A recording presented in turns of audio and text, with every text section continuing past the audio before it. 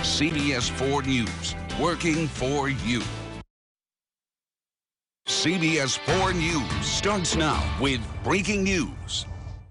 Thank you for joining CBS 4 Valley at noon. I'm Sydney Gray in for Derek Garcia. We're following breaking news today. One person is dead and others are injured after a shooting at a Stripes gas station on Tyler Avenue in Harlingen. That's where CBS 4's Iris Karami is. Iris, what can you tell us and what have investigators confirmed?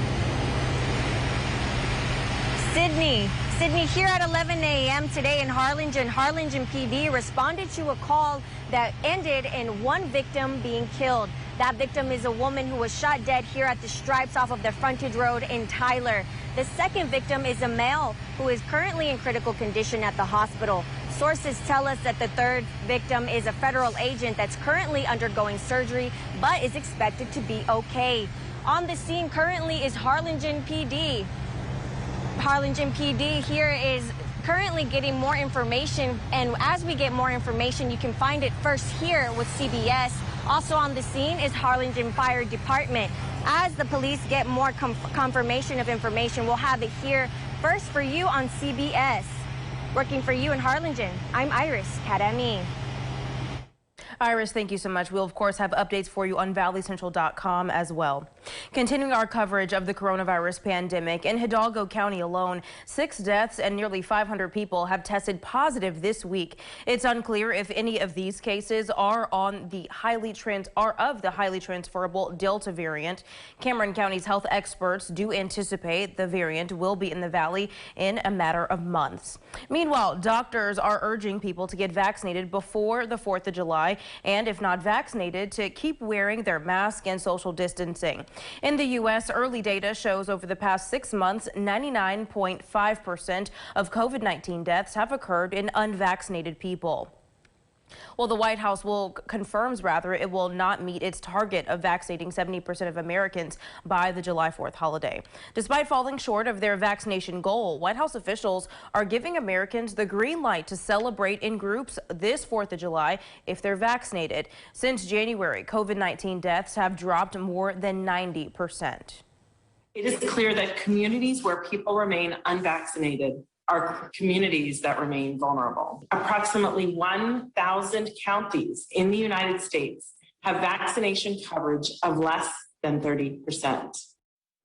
Again, health officials say the strain is more transferable than other types, which is why they recommend unvaccinated people continue wearing a mask. It might be too early for students to think about going back to school, but doctors say now is the perfect time for parents to get their kids vaccines and recommends ahead of the new school year. It recommends that they do get that COVID vaccine ahead of the new school year, that is. Most schools in our area start back up in mid-August, but it takes around 5 weeks for a person to become fully vaccinated. Doctors recommend parents get their eligible teens vaccinated as soon as possible. Every time there's a possibility of new mutations and new variants, that one day mathematically it will happen that we will get a new variant that vaccines and current treatments are just not effective. None of the COVID vaccines are approved for kids younger than 12 years old, but trials for that age group are taking place right now. Infectious disease experts are weighing the need for booster shots for recipients of the Johnson & Johnson vaccine. The debate centers over how protective the single-dose vaccine is against the Delta variant. Dr. Anthony Fauci says there's no direct evidence for Johnson & Johnson recipients to get a booster vaccine. From a clinical trial basis, there's no real fundamental scientific reason to do that right now. When those data become available, you will see recommendations change according to the data. Now, Dr. Fauci went on to say the Johnson & Johnson vaccine remains a highly effective vaccine. We have more vaccine and testing information on valleycentral.com. Alrighty, it is time for a look at the forecast. Jim Danner, I know I'm not usually here, but I'm here today with you to get a check of the forecast. Thank you. And it's already hot out there. What else is new? Yeah, and it's very humid as well. Most areas are already approaching, if not at, that 90-degree mark. Here's a live look out at South Texas College in McAllen. Just some fair weather clouds right now, and the rain chances are pretty low for today. Best shot's going to be along the sea breeze as it moves westward, but look at these numbers. Upper 80s to near 90 degrees, but feeling much hotter than that. The feels like numbers right now, 98 Hidalgo, 99 La Jolla, 97 Brownsville, right at 104 there in Harlingen. So it's going to be one of those days. Make sure you stay hydrated. Showers and thunder showers well down towards our south and east, and we're keeping just a slight chance of some of that isolated activity later on this afternoon. I'll have complete details coming up. All right, thanks, Jim. The AP's Hurricane Tracker is keeping track of Elsa, which strengthened into the first hurricane of the Atlantic season. Florida officials and rescue workers are closely watching Elsa as it could make landfall by Tuesday. Now they're looking to bring down the rest of a partially collapsed condo. Crews on the ground say the building is not stable. Laura Podesta has more on the death toll and the missing. Officials are planning for the likely demolition of the part of the building still standing in Surfside, Florida, even as rescue crews continue their work. This is a decision that we need to make extremely carefully and methodically as we consider all the possible impacts to the pile of debris and to our search and rescue operation. That search operation was halted for 15 hours on Thursday after discovering part of the structure had shifted. Our monitors went off. We're monitoring the cracks. We had 3 that signaled there was some expansion or whichever with those cracks. President Biden and First Lady Jill Biden visited the community yesterday. What you're doing here is incredible. The Bidens met with first responders, paid their respects at the Wall of Hope and Memorial, and spoke with families who are missing loved ones. The whole nation is mourning with these families. They see it every day on television. They're going through hell. Acting as consoler in chief, Mr. Biden drew on his own experience of loss when his wife and daughter were killed in a car accident in 1972. It's bad enough to lose somebody. But the hard part, the really hard part, is to not know whether they're surviving or not. Just not have any idea. The president pledged the federal government would cover 100% of the search and rescue cost for the first 30 days. Laura Podesta, CBS News. Taking a closer look at that collapse, the National Institute of Standards and Technology plans to launch a full investigation. The NIST was part of the 9/11 Twin Towers investigation. A team is at the site and says the collapse meets the criteria for an in-depth investigation. There is no set timeline, but officials say it's expected to take years to complete. Coming up, as 4th of July celebrations kick off, 2 fallen officers will be remembered at a parade. We'll have all the places that you can go to spend your time celebrating this weekend. Those details just ahead. And we're, of course,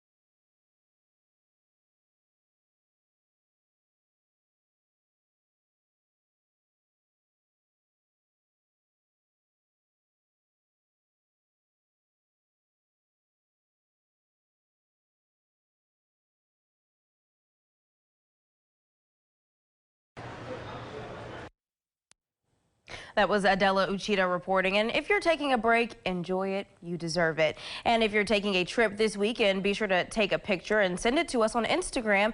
And of course, follow us at CBS4RGV.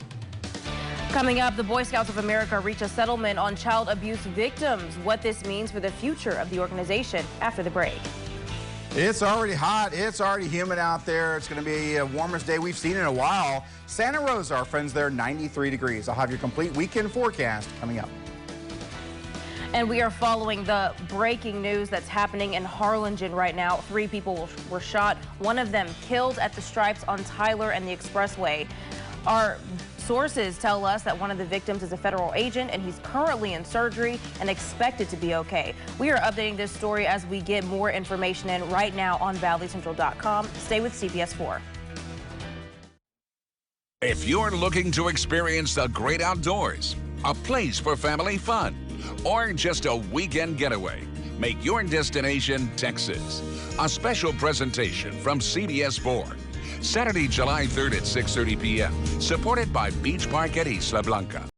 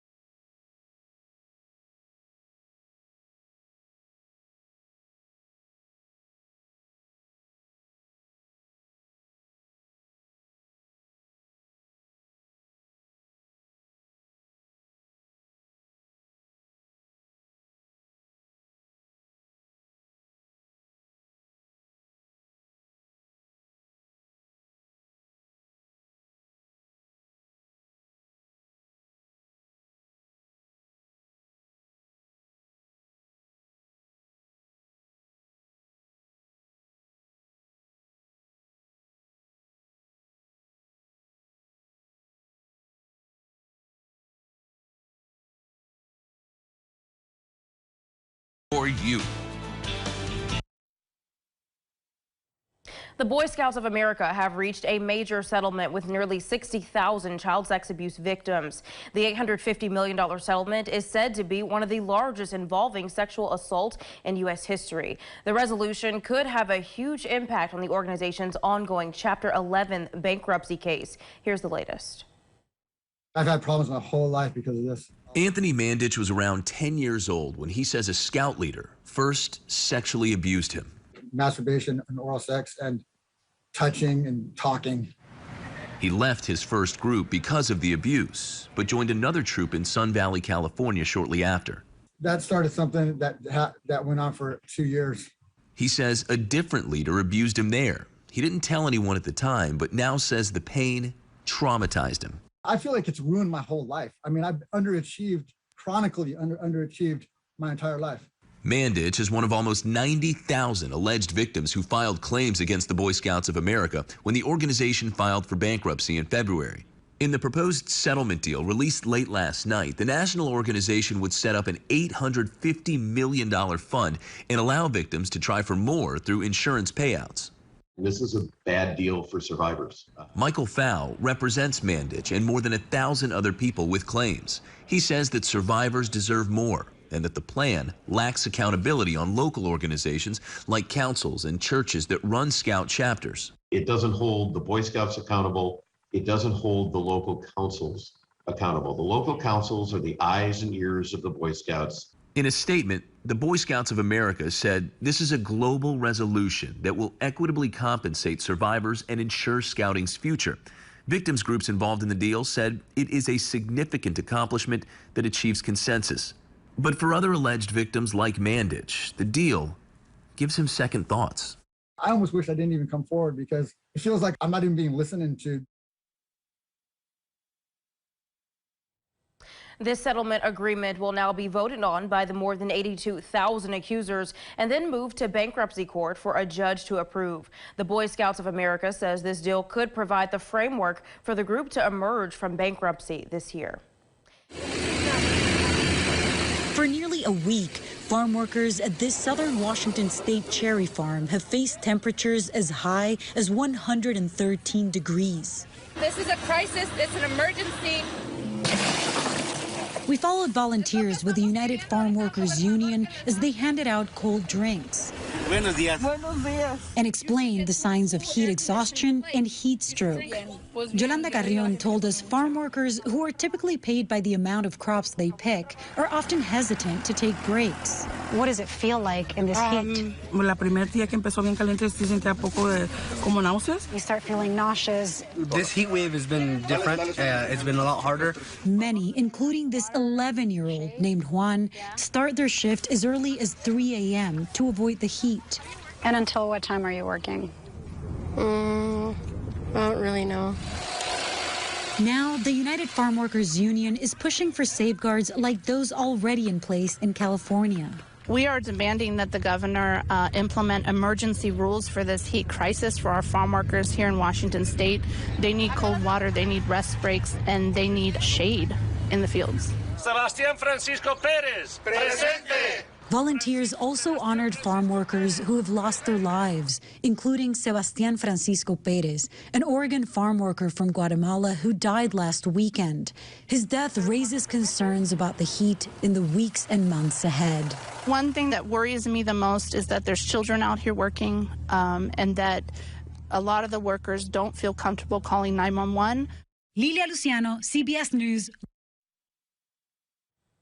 We have on our website, valleycentral.com, what to look out for those signs of a heat stroke.